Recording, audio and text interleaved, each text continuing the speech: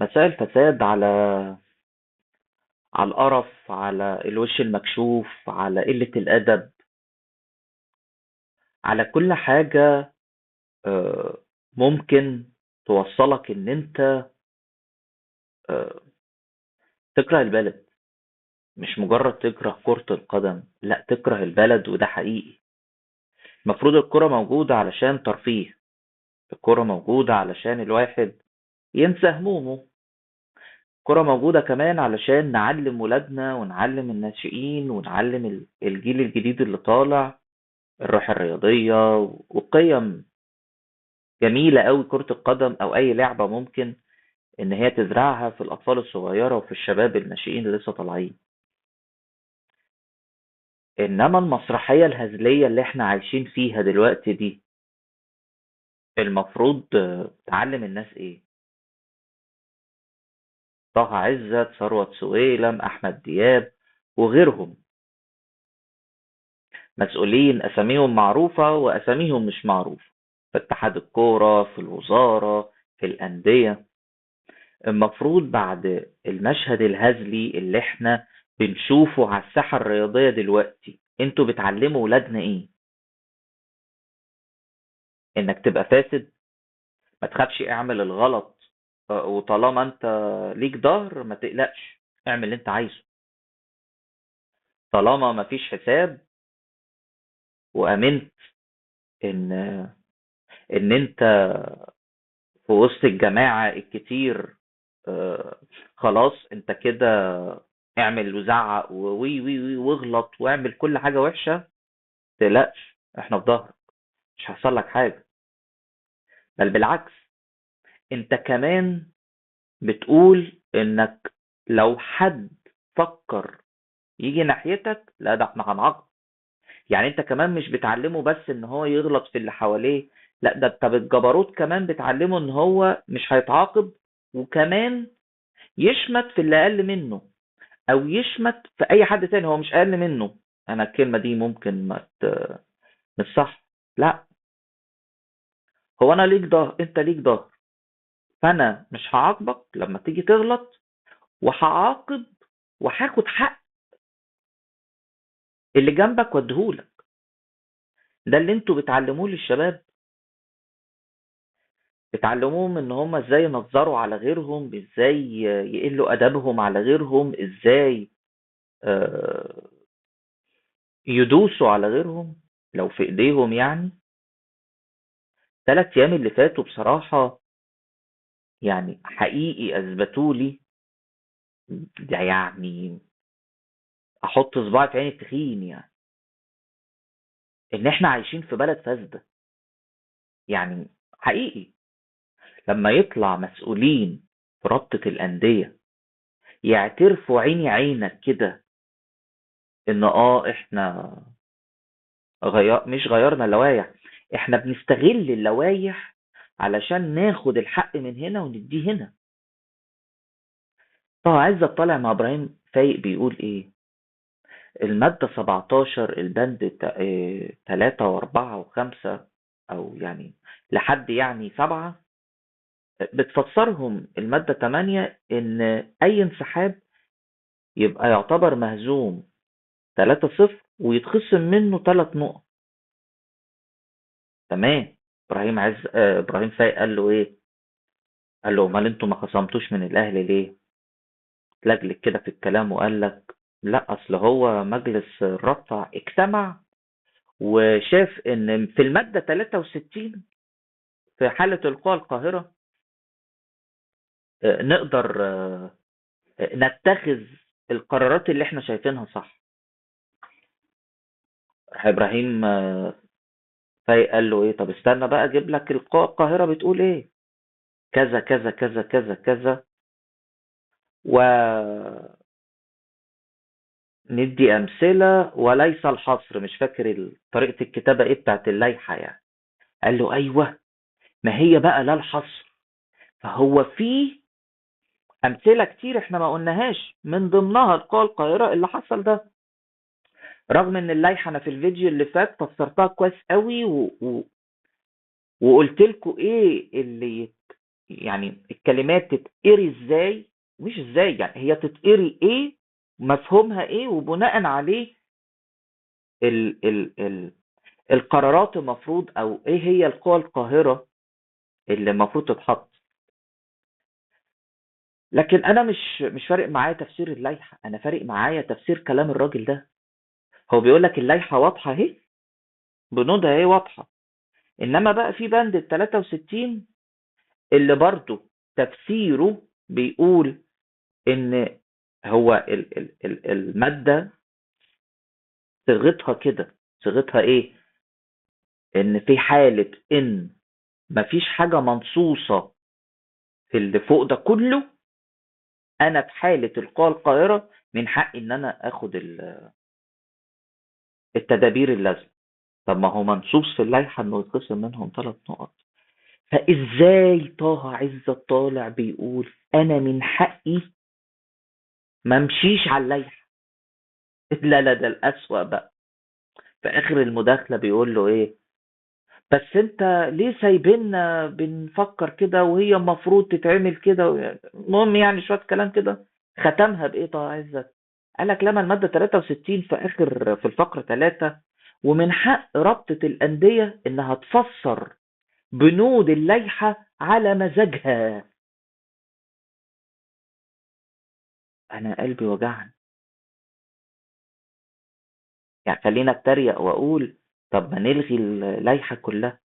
لازمتها ايه طالما انت حاطط بنود ومدي لنفسك الحق انك تلغيه؟ انا ما عنديش مشكلة ان البند ده موجود خالص على فكرة، عادي، عادي انه موجود، بس بأي منطق انت تدي لنفسك الحق انك تاخد الحق من هنا تحطه هنا؟ انت ربنا؟ اوكي اللائحة مدياك ده، انت ضميرك فين؟ ضميرك فين؟ انت اتربيت على ايه؟ اتربيت ان انت تكسر كل اللوايح وتعمل الغلط؟ وش كده، وش كده. وهل مبرر ان مثلا في غلطات تانية احنا سايبينها لأندية تانية فاحنا كمان هنعمل غلط ونكمل على الغلط، زي مثلا الغاء الهبوط؟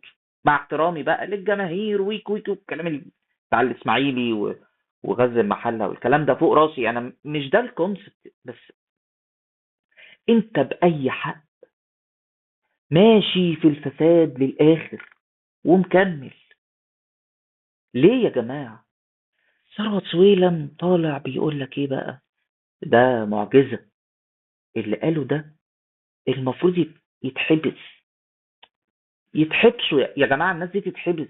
والله العظيم لو مسؤول واحد اتحبس بسبب القرارات والحاجات اللي بيعملها، الباقي كله هيمشي ألف.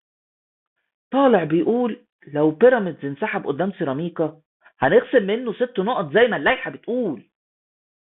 الله، اللائحة بتقول كده، هنلغي منه 6 نقط. قال له طب اشمعنى الأهلي؟ قال لك لو قال بقى ان هو انسحب عشان القاهرة اللي هي نهائي افريقيا، ساعتها المجلس هيجتمع ويخصم منه 3 نقط بس او يعتبره منسوب بس.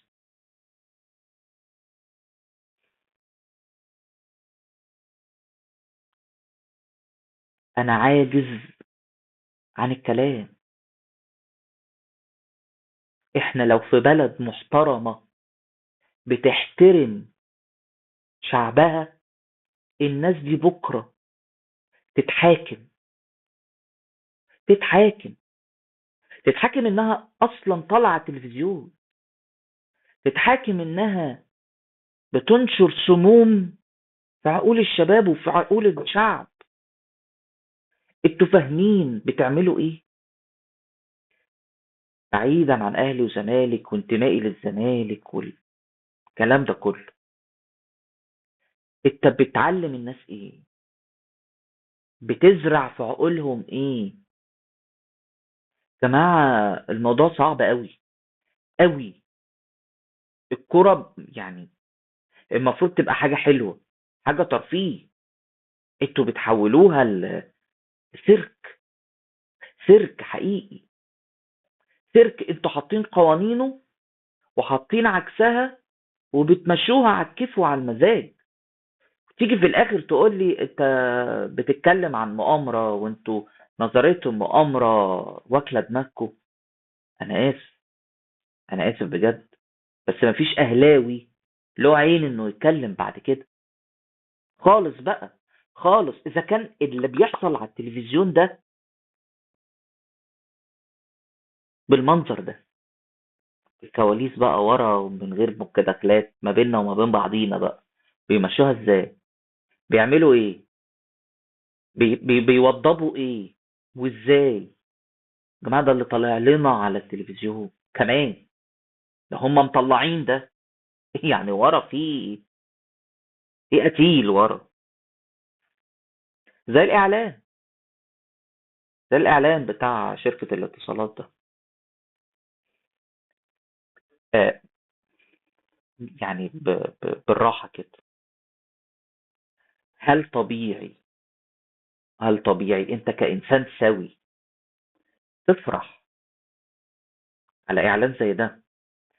وساعة ماتش الزمالك والاهلي لما الرابطة طلعت كان رامي ربيعة باين ولا مين اللي نام على الارض وحطوا له مخدة، طلع شوبير وقعد يصرخ، وازاي الولد ده يتريق ويعمل كده، وايه، بهدلة. شيزوفرينيا بقى لما الموقف اتقلب.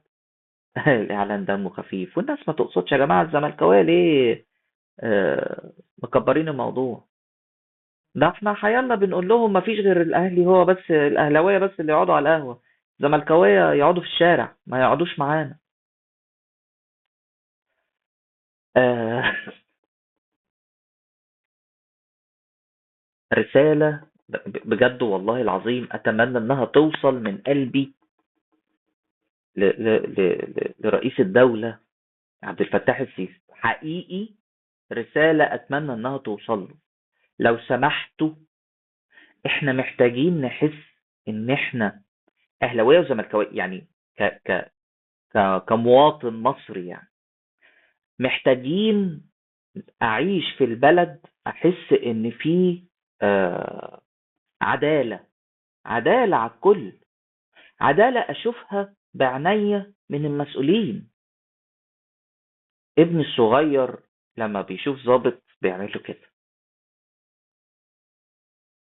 في تحية، محترم، بيحترمه، عشان عارف ان الراجل ده اللي بيجيب له حقوقه، اللي بيحافظ عليه، اللي الناس الاشرار بيسجنها علشان ما تعملش حاجة وحشة. طفل صغير انا بعلمه كده، المدرس له احترامه، الراجل الكبير له احترامه. أسس بحاول أبنيها في ابني وفي بنتي، علشان آه، ده كمان أنا اللي اتربيت عليه، ده الصح. أنا بقيت شاكك إن كده صح. أنا واصل لمرحلة إن كل حاجة بتحصل حوالينا أنت ليك ظهر مش هيحصل لك حاجة، بل بالعكس، أنت كمان قوي، فأنت مش هيحصل لك حاجة برضه، اغلط زي ما أنت عايز. فبصراحة يعني مشهد عبثي، مشهد ظالم لعقولنا ولمشاعرنا ولوطنيتنا.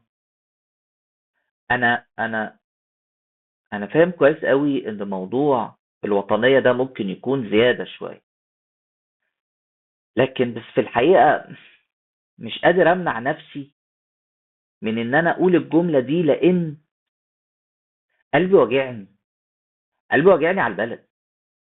احنا ليه كده؟ ليه ما يبقاش عندي عدالة حقيقية؟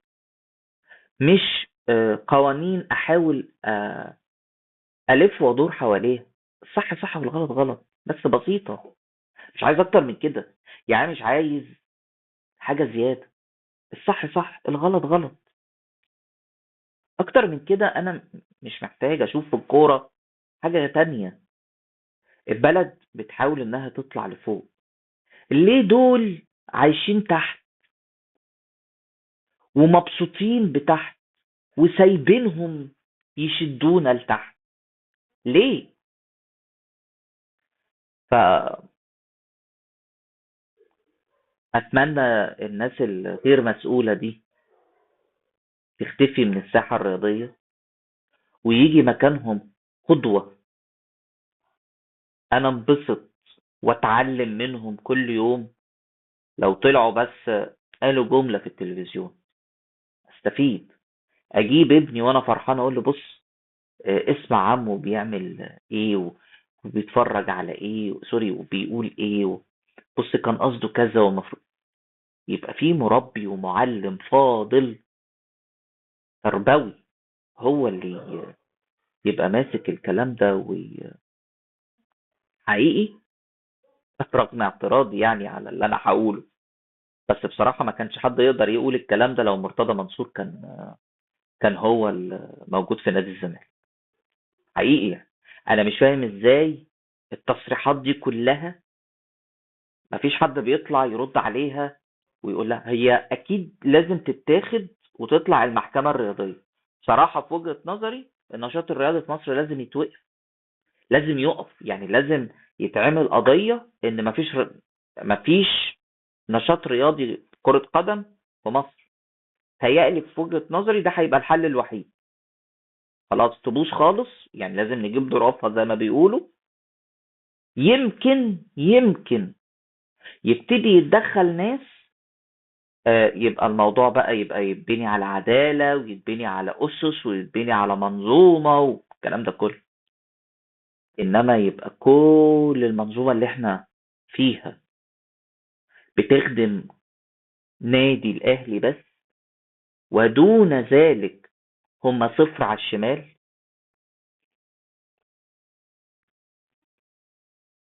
يبقى الواحد يبطل يشجع كورة ويبطل يستنى إن حد ممكن ينصفه أو إن هو يحقق العدالة على الأقل يعني.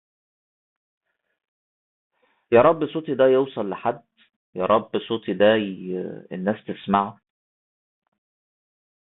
و... و... ويتنفس حاجة. لأن بصراحة بال... بالوتيرة اللي احنا عايشين فيها دي احنا هنفضل كده راضيين بالقليل وراضيين بالوحش وهي ماشي، مع ان احنا نستاهل احسن من كده. يعني حقيقي المواهب اللي في مصر و...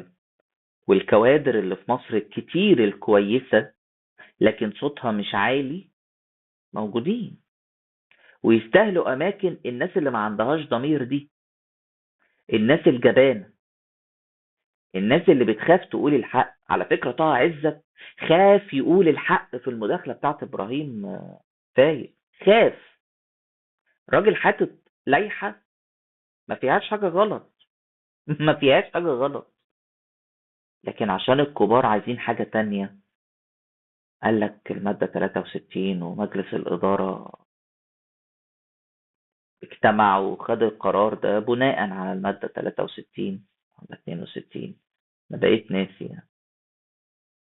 والفقرة ب والفقرة ج أو الفقرة 2 و3 كانت بتقول الكلام. الراجل خاف. وثروت صديلة طالع بكل بجاحة يقول لك القاهرة واللائحة هتطبق على صوت عالي كده، حسيته يعني اللائحة هتطبق على بيراميدز. بس لو قالوا إن هي قاهرة إحنا مش هيقدر. مع الأسف هي دي الكرة في مصر. وأتمنى الأهلاوية اللي عندها شوية تفكير يعترضوا على اللي بيحصل ده. أما الباقي فلو أنت مبسوط بده، آسف إن أقول إنك مش سوي و... وبس كده. سلام.